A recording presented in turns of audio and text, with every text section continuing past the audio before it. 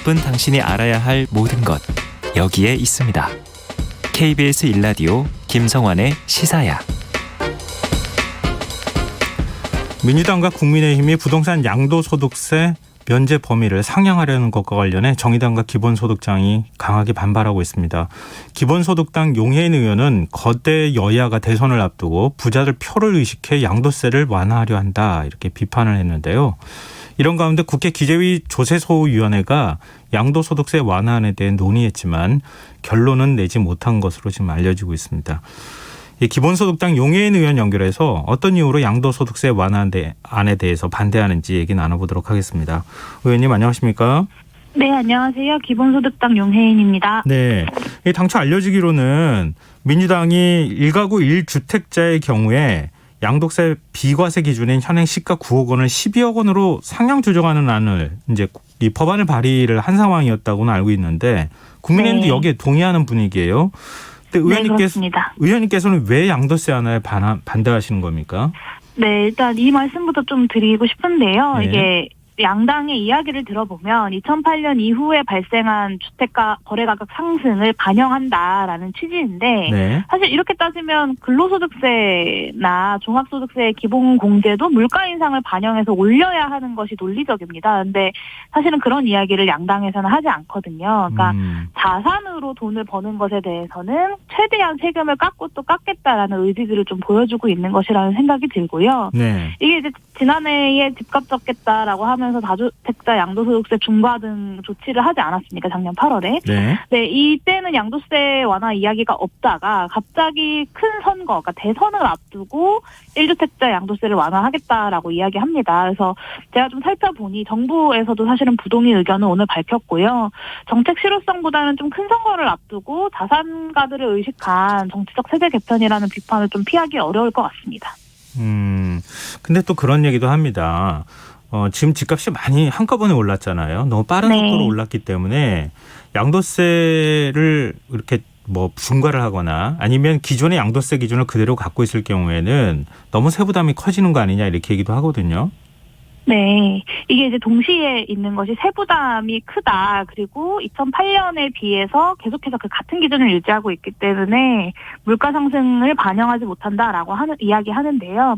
사실 이제 소득이 늘어났을 경우에 소득세가 늘어나는 것은 굉장히 자연스러운 현상이죠. 그러니까 양도소득세가 늘어나는 만큼 양도 차익은 그만큼 더 늘어나는 것을 감안해야 된다라고 생각하고요. 네. 이게 사실은 이제 이전에 종부세 1주택자 종부세 깎아줄 때 실현되지 않은 이익에 대해서 세금을 이렇게 매기는 것은 세부담이 과하다라고 해서 깎아줬었는데요. 네. 이 양도소득 같은 경우는 이미 실현된 소득임에도 불구하고 세부담이 과하다라는 이유로 깎아준다라는 점에서 좀 일관적이지도 못하다라는 생각이 듭니다. 저는 양도소득세를 인하하는 것을 검토할 수 있다라고 생각하는데요. 네. 근데 보유세 인상을 전제로 해야 이 양도소득세 완화를 같이 검토할 수 있다라고 봅니다. 근데 보유세는 완화하면서 동시에 양도세도 완화하겠다는 것은 그냥 자산가들의 부동산 거래를 풀어주겠다라는 의미에 좀 불과하다라는 생각이 듭니다. 그리고 이게 이렇게 양도소득세를 낮춰주면 그러니까 기준을 완화해주면 매물이 많이 나올 거다라는 예상들도 네네. 하면서 이야기를 하는데요. 네. 사실 이제 오늘 국회에서 조세소위에서 논의된 전문위원 검토보고서에도 나와 있고 정부도 그런 이야기를 했지만 사실은 1주택자 같은 경우는 그 주택을 판다고 해서 이제 다른 주택을 같이 똑같이 사야 되잖아요. 예. 그 집에서 사람은 어떤 집에서든 살아야 하니까 네. 그렇기 때문에 전체적으로 보면은 시장에 매물이 늘어난다라고 보긴 좀 어렵고 그리고 이렇게 양도 차익을 실현한 사람들이 사실은 더 낮은 금액보다는 이제 좀 더 고가의 금액의 주택으로 옮겨가기 때문에 네네. 사실은 전반적으로 시장의 부동산 가격 상승을 오히려 촉진시킬 수도 있다라고 보고 있습니다. 좀 일부 전문가들의 의견과 또 다른 의견을 제시해 주셨는데요. 오늘 국회 기재위 조세소위원회가 양도세 완화안에 대한 논의를 했다고 하는데 결론을 내리지 못했습니다. 어떤 부분에 구체적으로 합의를 이루지 못한 겁니까?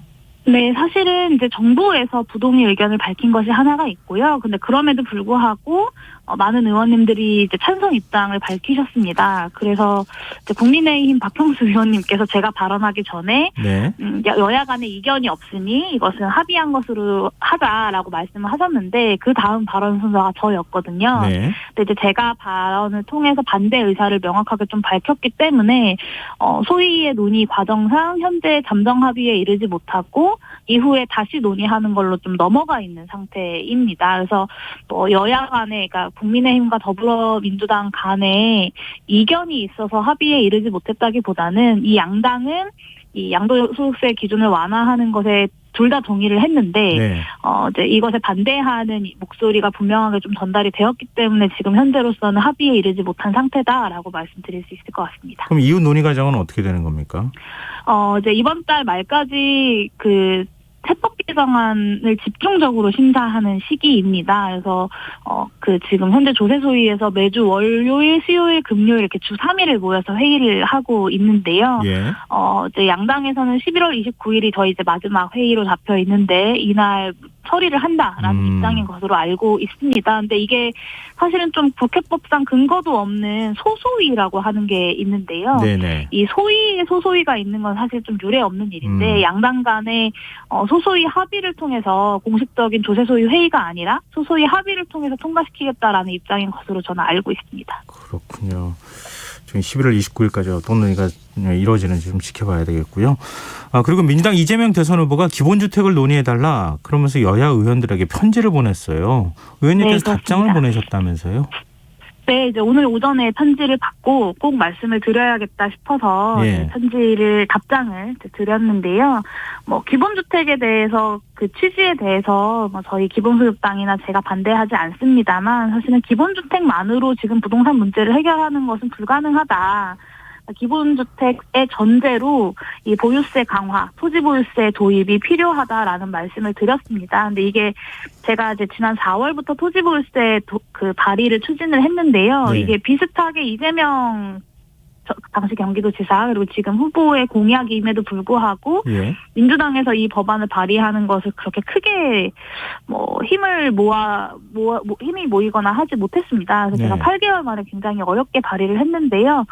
이 부동산 문제를 해결하겠다고 한다면 기본주택뿐만 아니라 이재명 후보의 공약인 토지보유세까지 이제 법안도 발의가 되었으니 이번 정기국회에서 논의를 하자라는 말씀을 좀 드렸습니다. 근데 의원님이 대표 발의한 기본소득 토지세하고 이재명 후보 국토보유세하고 어떻게 차이가 있는 겁니까?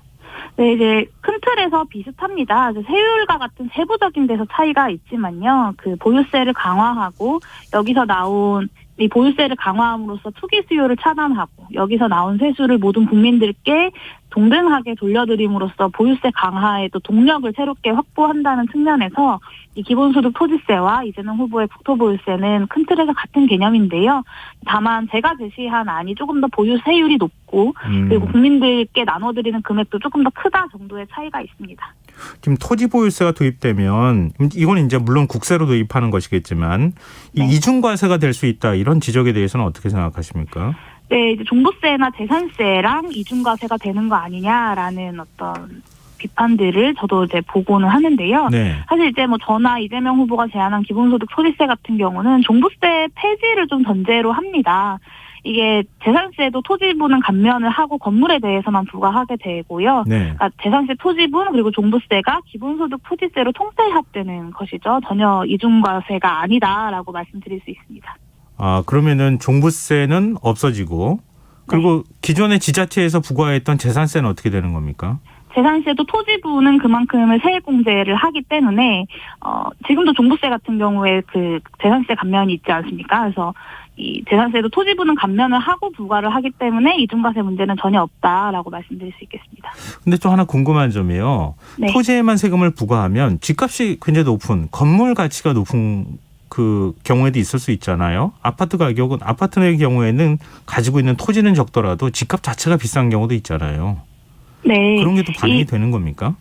아무래도 이 보유세, 토지 보유세 같은 경우는 이 부동산 가격의 상승의 동력이 어디서 오느냐라고 할 때 토지에서부터 비롯한다라고 보는 것이고요. 사실 이제 토지에서 불로소득이 발생하고 있는 체제이기 때문에 이 토지에 보유세를 부과해야 된다라는 말씀을 드리는 겁니다. 그래서 이런 측면에서 이제 토지임대부 공공주택 같은 것들도 좀 제한드리고 있다.